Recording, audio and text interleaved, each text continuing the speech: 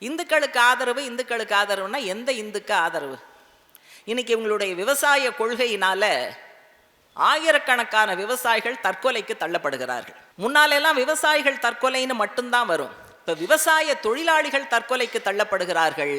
தினக்கூலிகள் தற்கொலைக்கு தள்ளப்படுகிறார்கள். அப்ப இதுல இந்துக்களே இல்லையா?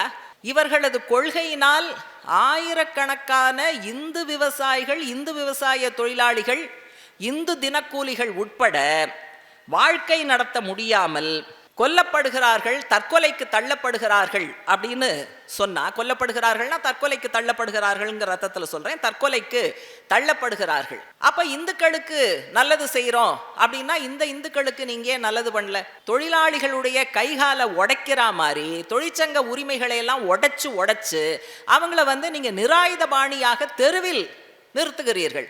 தொழிலாளிகள்ல பெருவாரியானவர்கள் இந்துக்கள் தான். இந்து தொழிலாளிகளுக்கு நீங்க என்ன பண்ணீங்க? வரதட்சணை கொடுமையால் இன்றைக்கு உயிரை விடுகிற பல பேர் இந்து பெண்கள் தான்.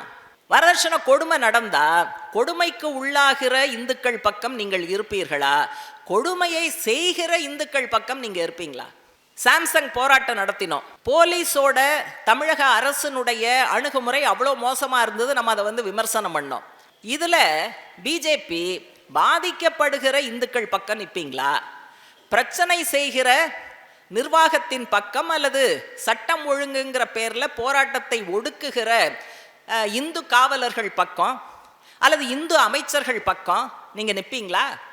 இந்துன்னு சொல்றதுக்கே கஷ்டமா தான் இருக்கு.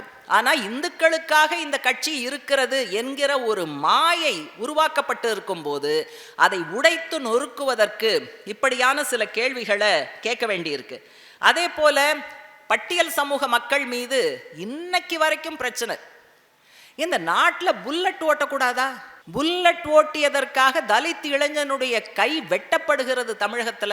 கபடி போட்டியில் பரிசு வாங்கியதற்காக தூத்துக்குடி தலித் இளைஞன் உடலின் பல பாகங்கள், கை விரல் உட்பட வெட்டப்பட்டு திருநெல்வேலி மருத்துவமனையில் அவர் இருக்கிறார்.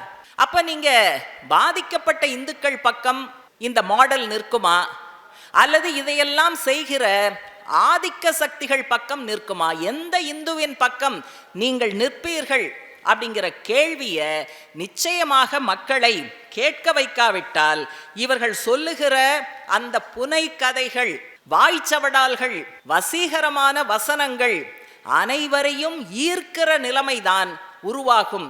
எனவே முளையிலேயே கிள்ளி எறிவதற்கு இப்படியான கேள்விகளை மக்கள் மத்தியில் நாம் கேட்க வேண்டும்.